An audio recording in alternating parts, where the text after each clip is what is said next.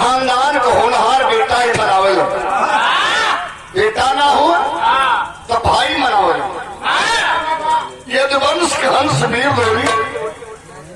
एक बार दाह संस्कार मनाने का संकल्प की। जानते हैं कब?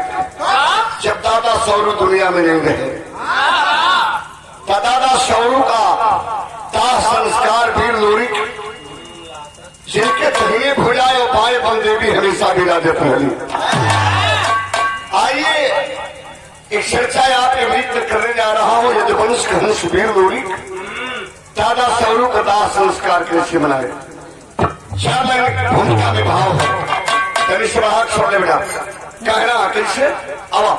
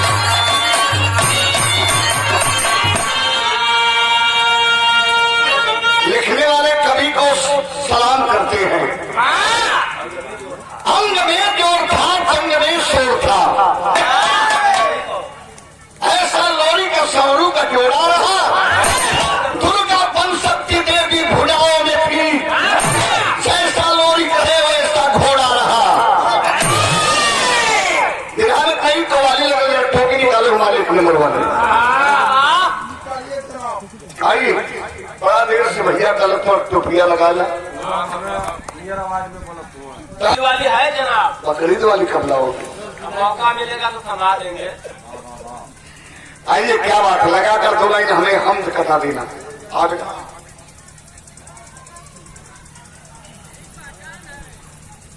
जी सर बड़े बुजुर्गों का मैं एहतराम करता हूँ। बड़े बुजुर्गों का मैं एहतराम करता हूँ। मेरा वसूल है पहले सलाम करता हूँ। देते हैं दुआएं और बढ़ाते हैं मर्तबा, फिर बाद में बैठकर बड़े अदब से उनसे कलाम करता हूँ। आइए जनाब अस्सलाम वालेकुम। वालेकुम अस्सलाम। खैरियत? खैरियत है जनाब। सुकून से है? आदाब। गलत अर्थात नहीं बोलने का। भैया ये जो टोपी लगाए बैठे हैं खुद मैं बाबूजी कौम के मुसलमान नहीं है। हम सब हिंदू हैं लेकिन उल्फत पाई है। मोहम्मद की मजहब नहीं सिखाता आपस में करना। क्या हिंदू क्या सिख क्या ईसाई क्या मुसलमान सबका मालिक वही राम है, वही रहमान है, वही वाहिद वही गार है। इसलिए टोपी वाला कहता है क्या कहता बाबू आओ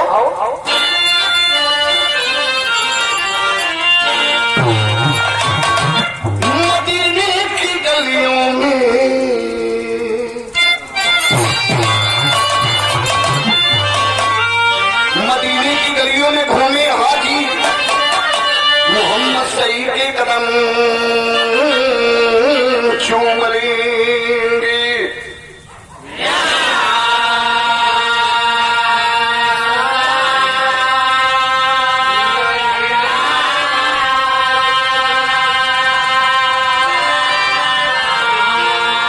आंखों ने देखा है तैयबा का मंजर, अरे वाह जिन आंखों ने देखा है तैयबा का मंजर, वो आंखें खुदा की कसम चूम लेंगे। उनकी जान बनकर जाएगा, उनकी जान बनकर जाएगा, एक अच्छा इंसान बनकर जाएगा, एक हिंदू मदीने का जाली अहले ईमान बनकर जाएगा। जब जाऊंगा मैं प्यारे मोहम्मद की गाँव में, खजूरों की छाँव में, जन्नत को देख लूंगा, जन्नत को देख लूंगा हजरत के पाँव में।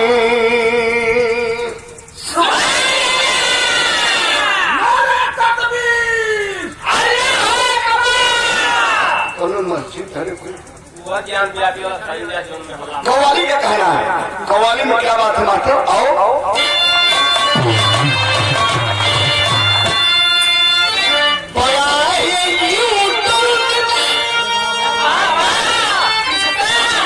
बता रहा हूँ हजरात, घबराने के नहीं,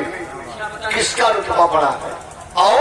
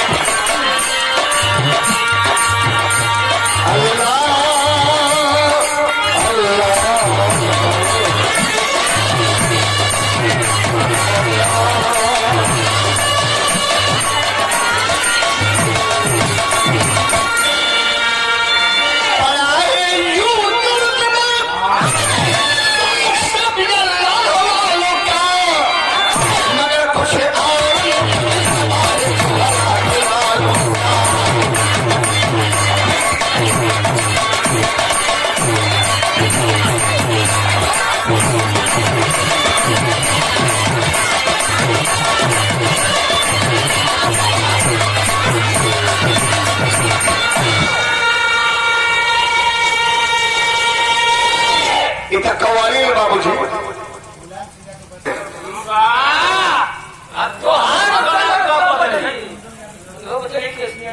भैया मेरे ये भैया काला को काला ना समझो, काला सब में आला है, काली पुतली काला सुरमा वो मैडे राख में रहने वाला है, यह गाड गिफ्ट है, बदलने वाला नहीं है,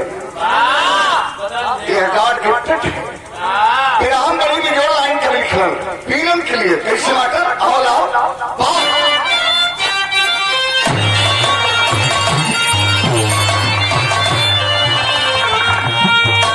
निभाने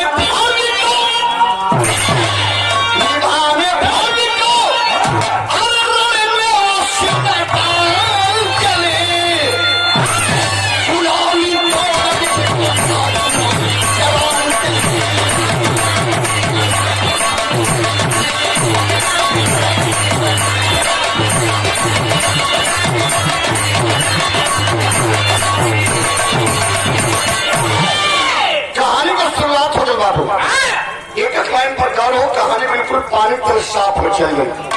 क्या कहना मास्टर? आइए, क्या बात है?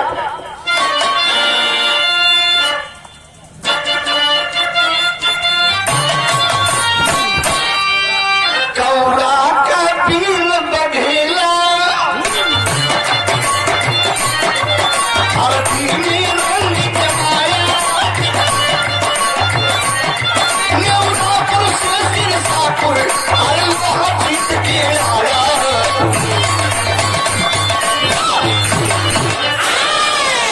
यदुवंश का हंस वीर लोरी रानी चनावा का उधार देके पहुंचे हरदी नगरी में, वहाँ का राजा महुआ रहा, छह पाती रोप रहल नगरी में, सियारिन फिकरत हुई, ओके पता लगा कि जाति गढ़गौरा के पीर लोरी का आयल हुआ। राजा महुआ लोरी के दरबार में बोले उलस, उतार के सर का पगड़ी हुई लोरी के गोड़ पर रखलस। लोरी कहा, अरे राजा साहब, आप हमारे पैर पर पगड़ी रखे तो हरदी रियासत का राजा हुआ।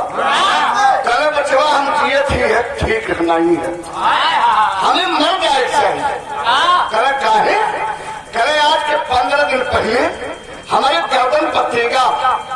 राजा हरेवा रख के 1600 हरदी नगर के पट्टा पेड़ के ले गए और जाके कैद के लिए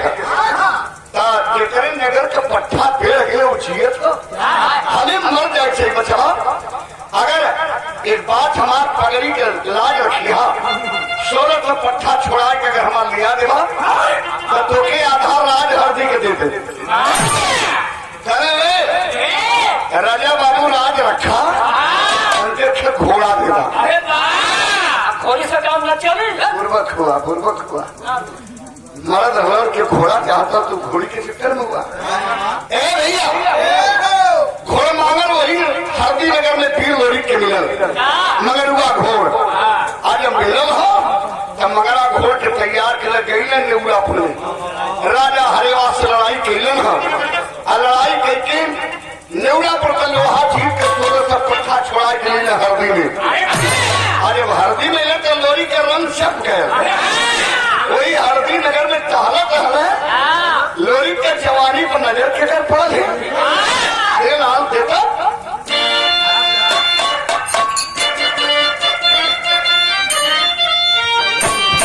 लोरी के देख जवानी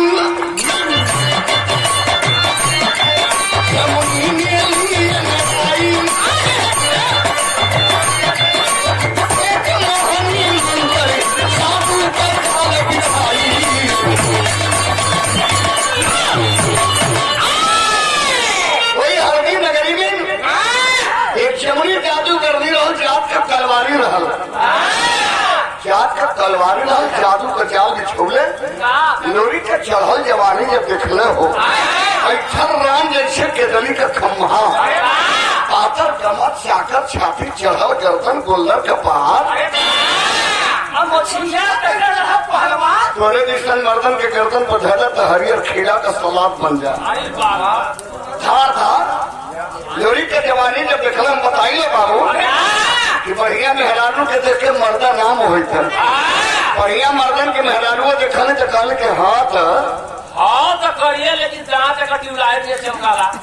क्या बेइज्जत कर भैया जमनी पीर लोरी के जादू के जाल में फंसा ले जादू के जाल में फंसले जवानी देख के मचल की लोगों के जवानी मैं खाना चलावा खाना चलावा में खाना दारू को बड़का बड़का मदिरा उतारे कुंडा जमीन में गाड़े और वही मैं खाने में लेकिन पीर लोरी के फंसा आज जब लेकिन तक कभी लिखत हो कैसे बड़ा उठ कर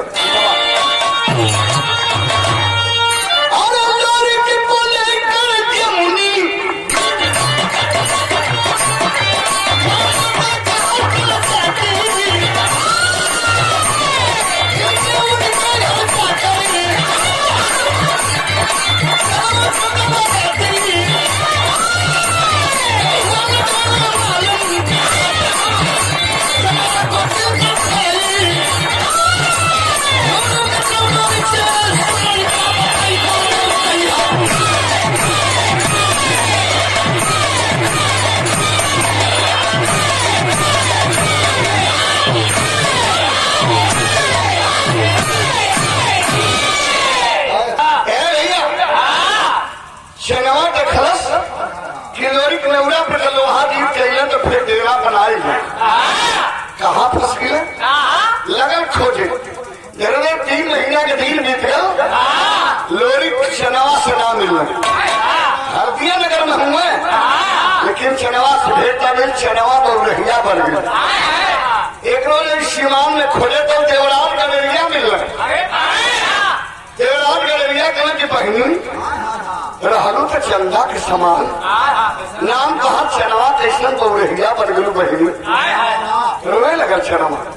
गलत 3 महीना के दिन बीत गल बाबा लोरी के हमारे नजर से लौकने ना रुक बेटा बोलो मत लोरी के हमारे नजर से ना लौकने कहीं पता बताता कहीं दिखला लोरी के तब देवराज गलेरिया बतलने के बचिया पहली क्या बताई लोरी पीर हुए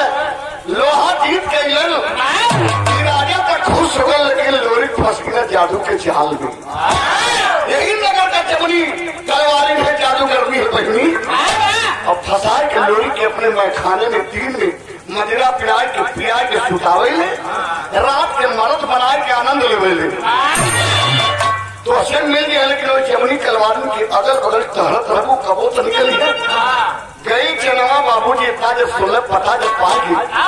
रानी चनवा हुई जमुनी कलवारी के घर के चारों तरफ घूमत न, एक रोज छोड़ के दिला लोरी के निकलबे तो कर ले जाए के धैले कलाई के कलाई चनवा लगल खींचे कले अब यहाँ खींच के जब वहां लग गई तब राह में तल बदल गई, लोरी झटके छोड़े कौन है कलर अजू छीनत ना हुआ अपने अपने मन का अपने कलेजा का पलई मानत हला, हमके अपने दिल में बसावत हला। हम वहाँ चनमा ही रजू अथवा हमके कथवा कौन है ये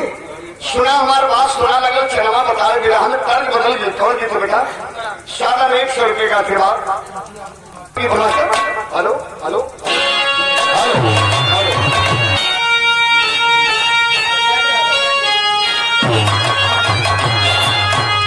कौन देहात का दुल्हन चल गई बनास बाबा विश्वनाथ का दर्शन कर ओकर सामान चोरी हो गए, सामान क्या हो गई लौट के जब आई तो सखी उनसे बतावत हुआ जया जवाब बनारस में कुछ सिपाही चोर हुआ। कहा चोरा वाला हम बताओ थे ना, सुशील कभी वजह बनारस में भाजे न रोजे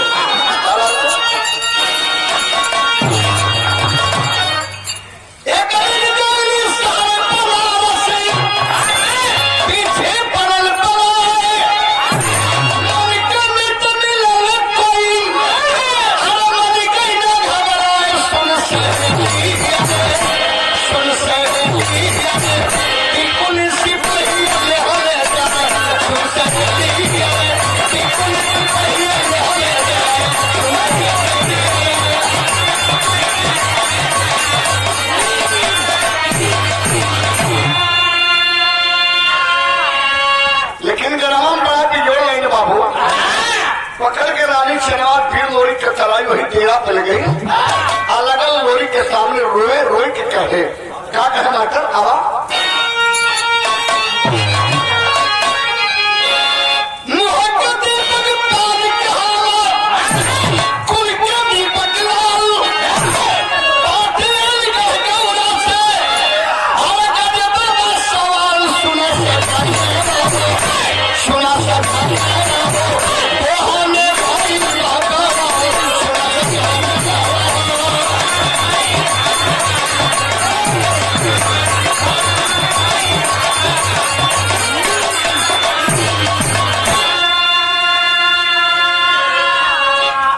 बोहा में बवाल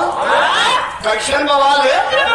हमार दादा हमार सवरू भैया सवरू के जीते बोहा में कौन बवाल करने वाला है बताओ बताओ तब चनावा बताओ तो बाबू क्या कहे। अरे कैला मुहार देख के जमुनी का चूड़िया दादा सवरू का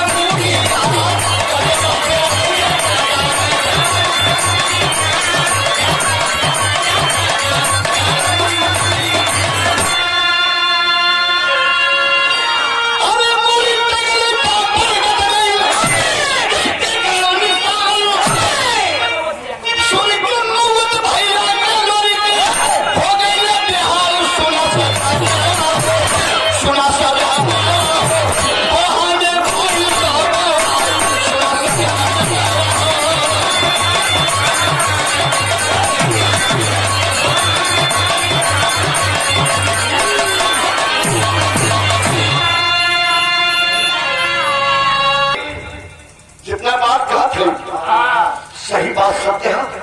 तो क्यों मालूम कैसे अगर 3 महीना के बाद मिल रहा है ना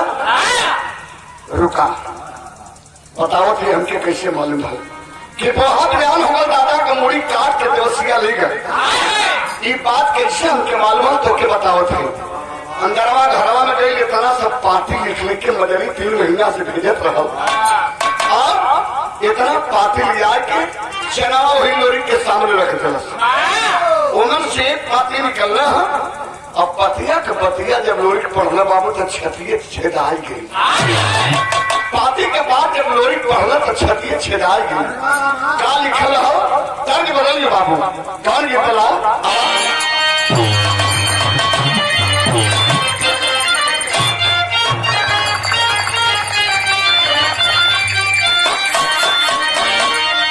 स्वर्गीय राम रे गुरु अपने जमाने के आलम में बड़ी पीस के गाँव में कुछ ऐसा गीत रहा क्यों नहीं बदल जाता कि बनौले गुरु जी हमारे बैठल हुआ हमन तो खाली गुरु के रास्ते पर चलत ही लकीर के फकीर बन के, लेकिन लोग गावे गावे तो अमित पत्थर के लकीर रहे। का गावे बाबू आवा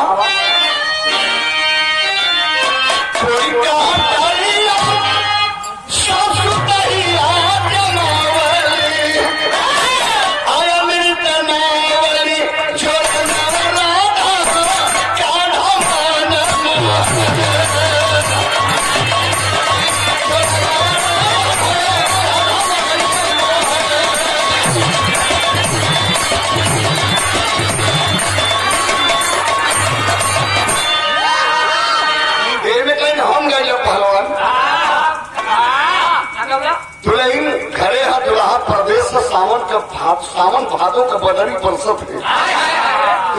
पलानी है। वही पलानी में चढ़ल जवानी में दुल्हन सूत को चारपाई पर लहा लेते। अरे जान ले भी मतलब हम राम जन्म है।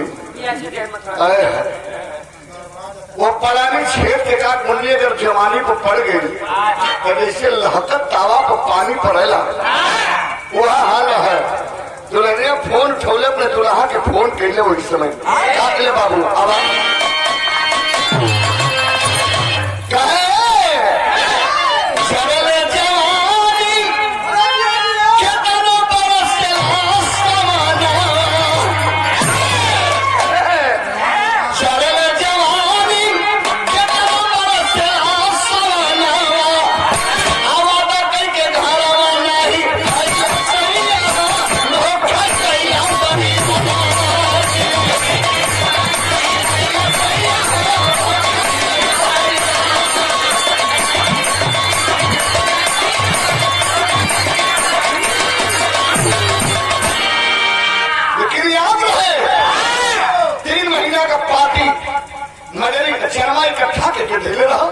लोरी के सामने जब दिल है एक पाती निकाल जब पढ़ंदा पतिया का बतिया लोरी के छतिया छेदे लगल बाबू। क्या लिखले रहो मजरी लिखले रहो वो पाती में मजरी क्या लिखले बाबू तुम से गौर करेंगे लोरी पाती कैसे माता आप लइका यार का नहरिया निकल गली चले न जरूर हमके तो छोड़ी देला चना के लेके लाइन ऐसा के सबके बोलो कल के अपन लड़का दूसरे के मेहरारू सबके निकल गए ये बतिया लिखले रहल का भैया अपन लड़का आने कम मेहरिया निकल गली अपन नहीं है बुढ़ैया सैया बहुत गई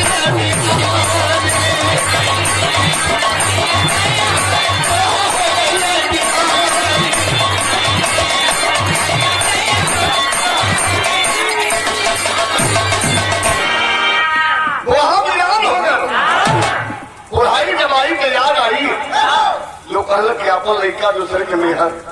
आपन लड़का कितनो गंदा है लेगा उसे उठा लेवा आया दूसरे के मेहरारू तंटी में अपने मेहरारू से तंटी में लोग क्या माल है यार बहुत बेजोड़ है ये लोगन की आदत है। लेकिन एक बात रहा वो हर तरीके पार्टी लोरी पर तो छाती छेदल करे यह चलना क्या करे ये देखे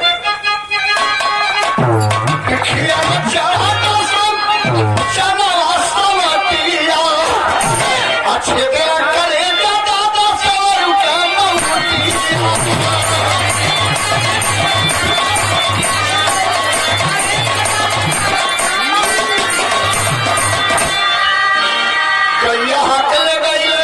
कसैया सैया बहुत गई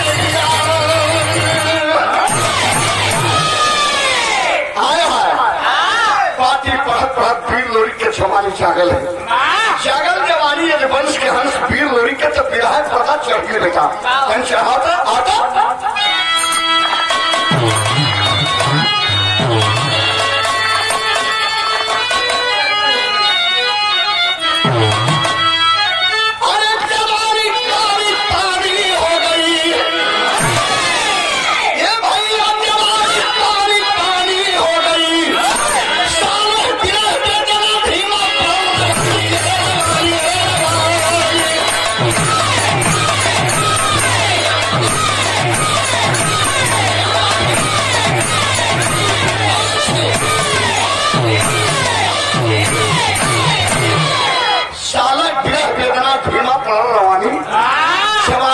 पानी हो गई। ये क्या रेट हुआ भैया? मेहनत कर तो देता भैया में 30 रुपया कम है और रेट जोड़त हुआ 65 वाला 40 रुपया वाला काम है। यही से तो के जो धिक्कार है अरे मतलब मेहनत कर दो दारू पियल शरीर लोग इसमें क्यों का काम करते हैं? क्या बात है? नहीं श्रीमान कुंदन यादव भैया और बनारस का भरता हुआ एक सितारा बिहार का हमारा छोटा लाल भाई उपेंद्र लाल यादव जी के साथ में कभी संगत कर लें, कभी कभी हम लोग भी साथ में संगत कर लें। कवि के बहुत से प्राण सुंदर उपहार शानदार 200 रुपया पुरस्कार देकर हौसला अफजाई किए हैं और 200 रुपये का गिरफ्तार करी है। फिर लोरी कौन हो मगरा घोड़ा के इशारा खेला है मगरा ही मिनाज जब खावल तक ग्राम लड़की लगे तो लगना चाहिए।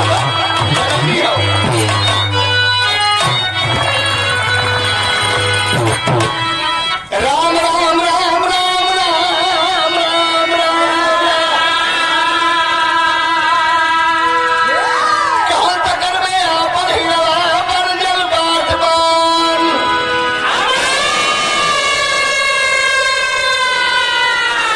तलोरी के साथ जल गला भाई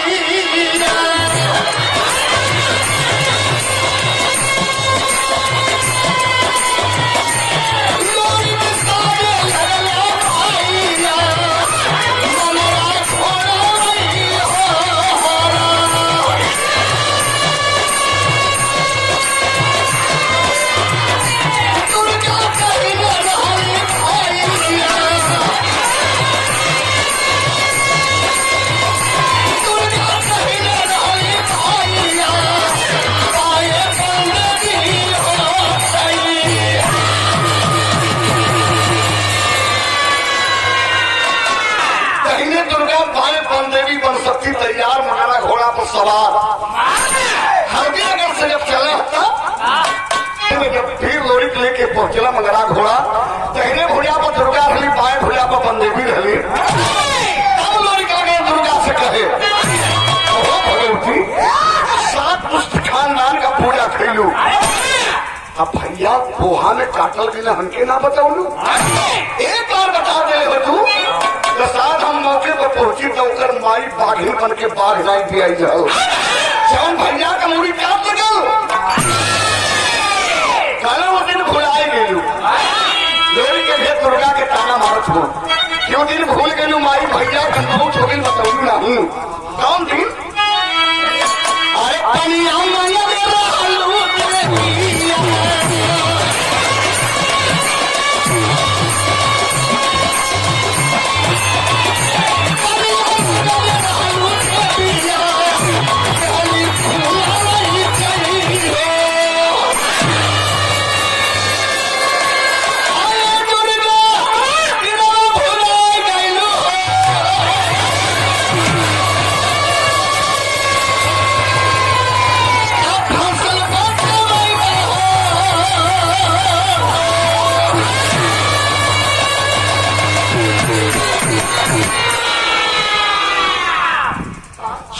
जब चल रहा है तभी हम बात लिखल गए कैसे माकर गीत बदल गए। हाँ कौन लिखा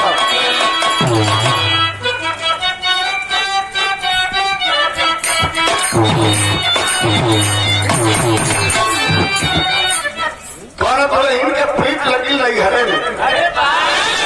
कन्हैया से क्या हो गया जवाना के दिन आया तो कलम जाब ना हमार प्रीत लगी बरसाने के हिराने में नंदलाल कहा थे के कन्हैया का बात क्या कहे मास्टर आवा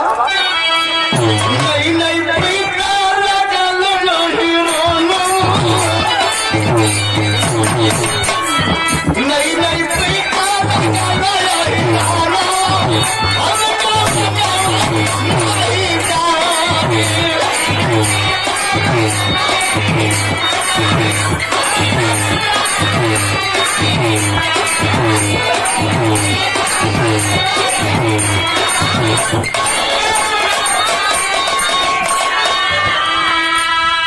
लेकिन पीर मारी एकदम कस के मिजाज में जब पीले हाँ तब चलते कैसे ना करते आता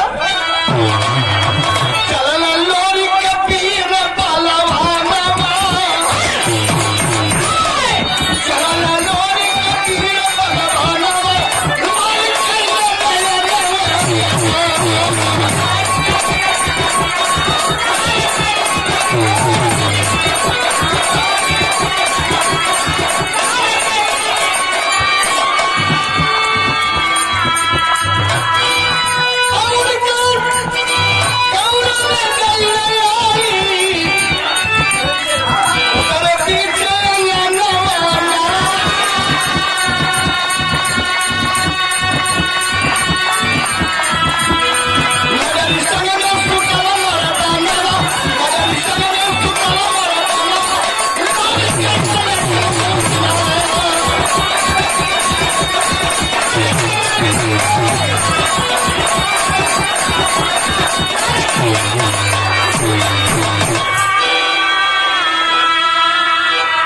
दुर्गा ये बनेली पर शक्ति वो बनेली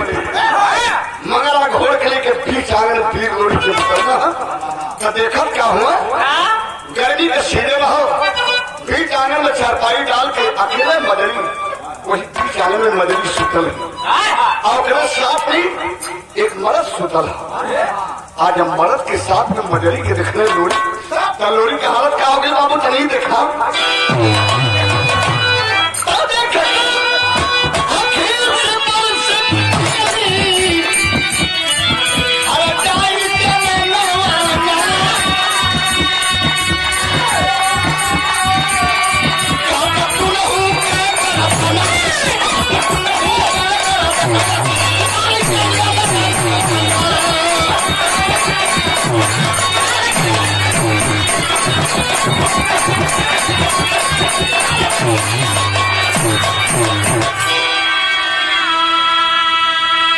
निकाल के बिजलिया खाता हुआ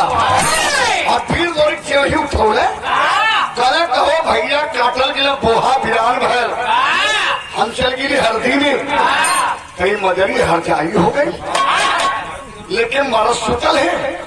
ऐसा करी कि एक बार मारी दोनों का गर्दन करके थर से अलग हो जाए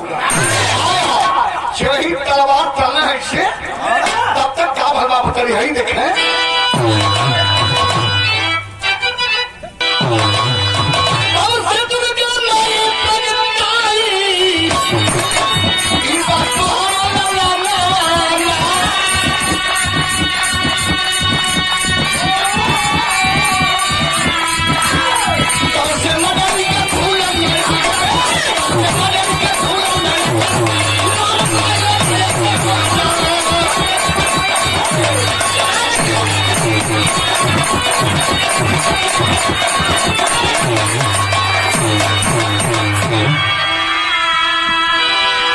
वही तलवार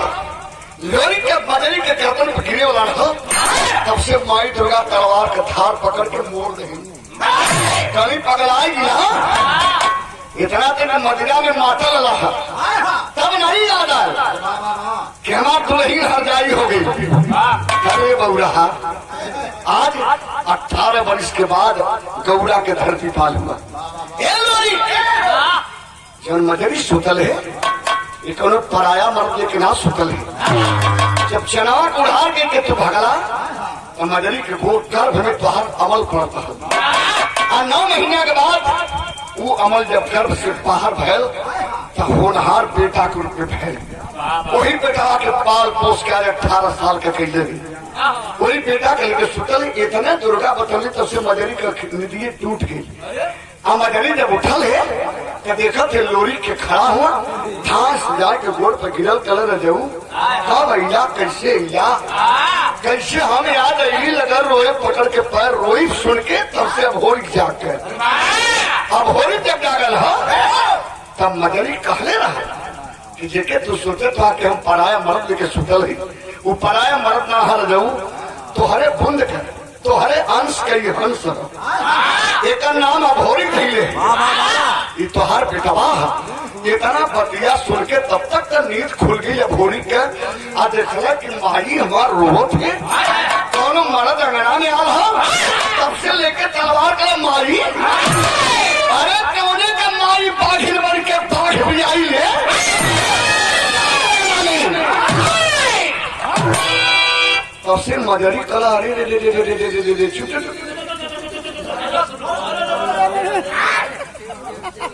अभोरी खेता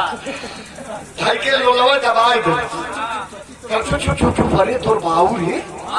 तोर बाबूजी हो यह लोरी खो हाय हाय हाय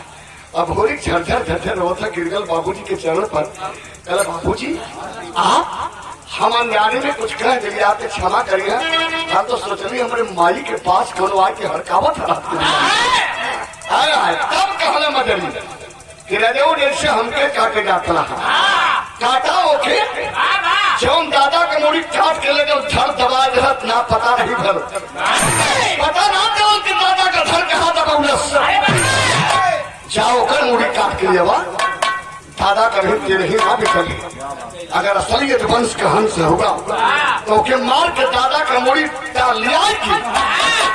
दाह संस्कार के तेरे ही मनाला तब तो मानत होगी लगेल मजरी के पात भी लोरी के छाती में पंचो पात लगा तब पहुंचे हल्दी का अरे पिपरी कर में चार के दोसिया तेल उतार दे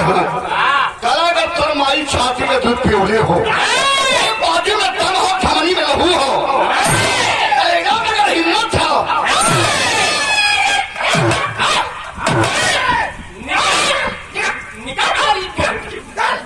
ये देवसिया देवसिया का भाई बसिया अच्छा अच्छा सीता भी ए भैया देवसिया सुलस के हमार दुश्मन जवने के मुड़ी काट के ले आके पीपर में टकले है उकर भाई लोरी का आएगा तो देवसिया के पास बाबूजी 14,000 लश्कर सेना रखो सेना भेजल अपना भीड़ गल आज लड़ाई छिड़ल है तब बात थमी सब बिरहा में गर्म हो गए बेटा देखा क्या बात है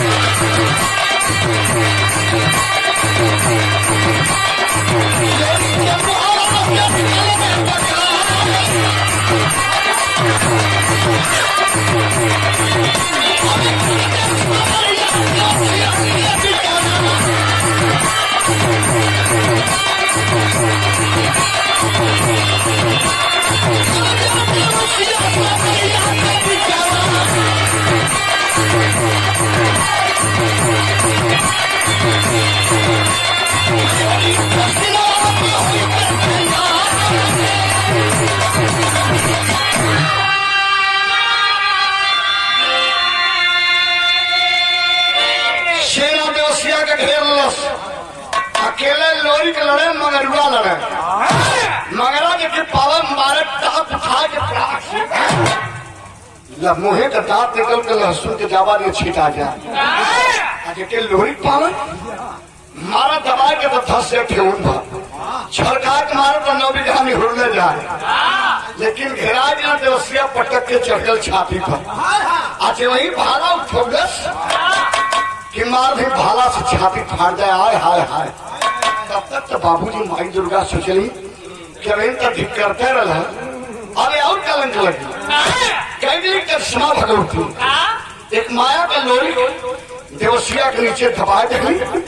असली लोरी के खींच ले आ खींच के जब ऊपर ले गई है तब नजारा दिखाओ थे कि ई देखा बचवा लोरी तब नजारा देखला अब भाला से छाती तो हर छेद दिले हो हम कुछ न कर पाए मौका बड़ा बढ़िया और ये मौका जाए मत दे बचवा देवसिया भाला मारे के चक्कर में हो सबसे उठा के बिजलिया खाड़ कमार कह दे अंत हो जाए लोरी कैले के बाबू बाबू तेरे देखे मालूम है क्या भाला लाल उठा के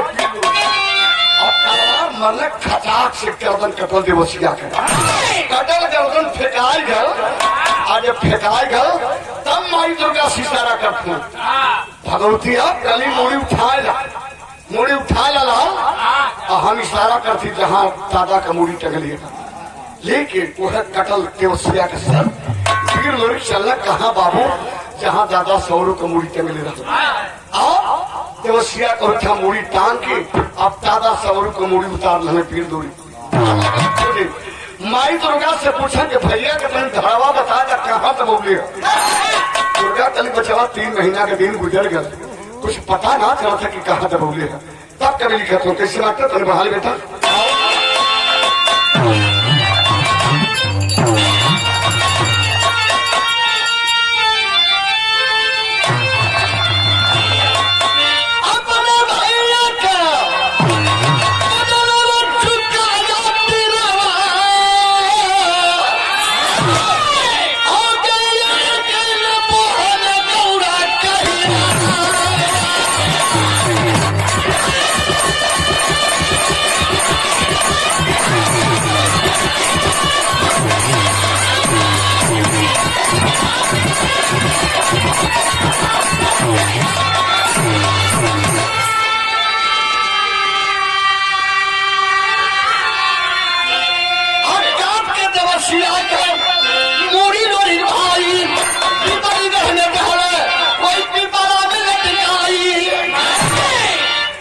लेके मोड़ी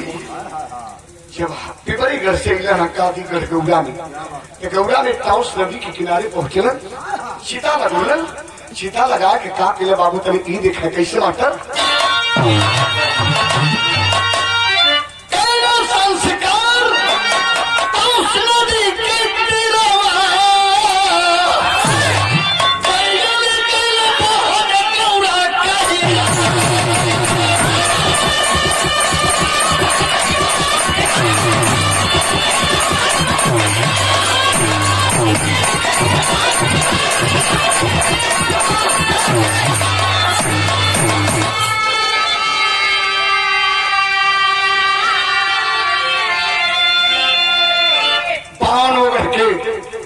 निरंतर दहले दादा सौरों की मौत भीड़ लोरी भैया ताउस नदी किनारे चिता लगा के तुरंत बना मिले लेकिन स्तर के जलाल की और दाह संस्कार के लिए तेरे हिंग ने उलर पाँव ने बढ़ के न्योता दे के खिले वो जमाने में कभी लिखे कि यदि वंश के हंस वीर लोरी बेटा ना तो भाई ही से लेकिन बड़े हिम्मत से बड़े मिजाज में बड़े भाव पड़ते रही मनाए और संस्कार दाह संस्कार की भैया दादा सौरू का वीर लोरी तो आखिरी में कहना कैसे माता से की पानी